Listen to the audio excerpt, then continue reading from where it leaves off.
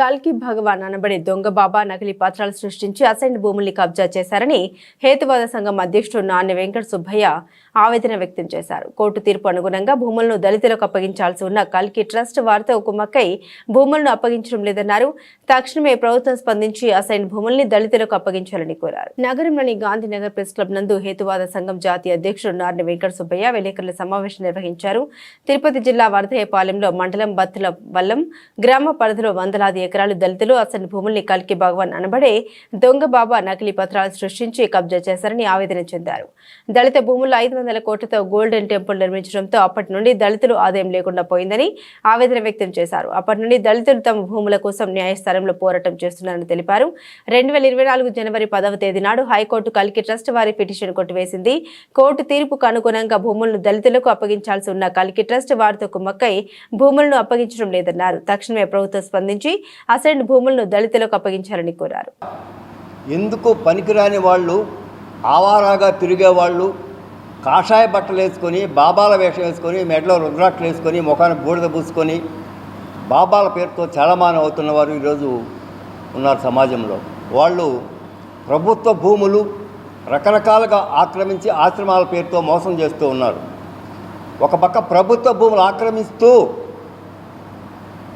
దళితుల భూములు assigned lands వాళ్ళు కొన్ని సంవత్సరాల నుంచి వాళ్ళు తరతరాలుగా అసైన్డ్ ల్యాండ్స్ వాడుకుంటుంటే, వ్యవసాయానికి ఉపయోగించుకుంటే, వాళ్ళ భూములు కూడా ఎవరే చేస్తారులే అన్న ధీమాతో అసైన్డ్ ల్యాండ్ ఆక్రమించి, ముఖ్యంగా ఉమ్మడి చిత్తూరు జిల్లా, ఇప్పుడు తిరుపతి జిల్లాలో కల్కి భగవాన్ అని ఆయన వరదాయపాలెం మండలం బత్తులవల్లం గ్రామంలో, వీళ్ళంతా బత్తుల గ్రామస్తులు, కల్కి బాధితులు.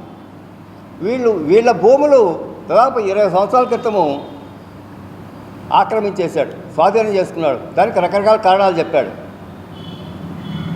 వీళ్ళకి దాదాపు 20 సంవత్సరాల నుంచి వీళ్ళకి ఆధారం లేదు, భూమి ఆధారం లేదు.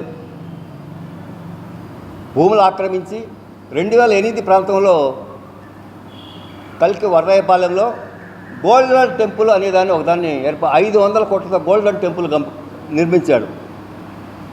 మీకు తెలుసు 2008లో ఆ గోల్డెన్ టెంపుల్ కింద 5గురు చనిపోయారు. తొక్కిసలాట జరిగి, నిన్న తిరుపతిలోనూ నిన్న కుంభకమేళాలో జరిగి తొక్కిసలాట ఎలా చనిపోయారో ఆ రకంగా గోల్డెన్ టెంపుల్ ఓపెనింగ్ అప్పుడు 5గురు చనిపోయారు. నష్టపరిహారం ఇంతవరకు ఇవాళ ప్రభుత్వం ఇవ్వలేదు, వాళ్ళు ఆశ్రయం వాళ్ళు ఇవ్వలేదు. అదొక అంశం. ఇప్పుడు ప్రభుత్వ భూములు ఆక్రమించి మోసం చేస్తుంటే ప్రభుత్వం చూసుకుంటుంది. కానీ దళితుల భూములు వీళ్ళకి తిండి లేదు. వీళ్ళు ఆ భూముల మీద బతికేవాళ్ళు. వీళ్ళ భూములు కల్కి అనేవాడు ఆక్రమించి 20 సంవత్సరాల నుంచి ఆశ్రమం గట్ట మోసం చేస్తూ ఉన్నాడు. తర్వాత 2000 నుంచి మా సుమారు 20 కుటుంబాల స్థలాల్ని కల్కి సంస్థ వారు ఆక్రమించినారు. ఆ రోజు నుంచి మేము ఫైట్ చేస్తూనే ఉన్నాం. ఎంఆర్ఓకి రిపోర్ట్ ఇస్తాము, ఈఆర్ఓకి అర్జీ ఇస్తాము, కలెక్టర్ గారికి ఇస్తాము, ఆర్డీఓ గారికి ఇచ్చాము. ఇక్కడ అంతకుముందు హైదరాబాద్లో ముఖ్యమంత్రి కార్యాలయం పోయి ఇచ్చాము. మాకు ఇంతవరకు ఏ సమాధానం రాలా. ఇప్పుడు ఆ భూములు మాయే అంటే వాళ్ళు ఏం చేశారంటే 2008లో కోర్టుకి ఈ భూములు మాయే అని చెప్పేసి హైకోర్టుకి వేసినారు. మొన్న జనవరి 10 సంవత్సరంలో కొట్టేయడం జరిగింది. కొట్టేసిన తర్వాత మీకోసం కార్యక్రమం అన్నారు, స్పందన కార్యక్రమం అన్నారు, ప్రజా దర్బార్ అన్నారు. వీటన్నిటిలో అర్జీలు ఇచ్చాం. అక్కడి నుంచి ఇచ్చేసి రాను, మీ సమస్య పరిష్కరించబడిందని మా మెసేజ్ వస్తున్నది. ఎంఆర్ఓని అడిగితే మేము రాసి పంపించేసినాం. ఈ కార్యక్రమాలు జనాల్ని ఏమార్చడానికి పెడుతున్నారా, లేకపోతే ఇంకా పేదవాళ్ళ కోసం మేము సహాయం చేసేటట్టే ఆ కార్యక్రమాలు అయితే కాదు. ప్రభుత్వం ఆలోచించాలా. ముందుగా ఈ మన కోసం, మీకోసం ప్రజా దర్బారు, జనవాణి ఈ కార్యక్రమాలను ఎత్తేయాలని, అదేవిధంగా వరదయ్యపాలెంలో ఉన్న ఎంఆర్ ఆఫీసు, తాలూకా ఆఫీసును మూసేయాలని మేము మీడియా ద్వారా తెలియపరుస్తున్నాం.